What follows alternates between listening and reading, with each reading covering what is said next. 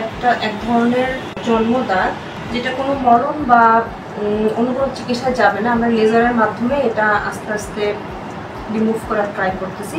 আজকে তোমার কয়টা সেশন? আজকে 3টা সেশন। আগের থেকে কমছে না?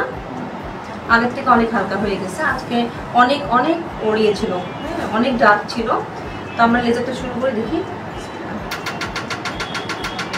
হালকা ব্যথা লাগে না? এখন সমস্যা হচ্ছে না, ঠিক আছে।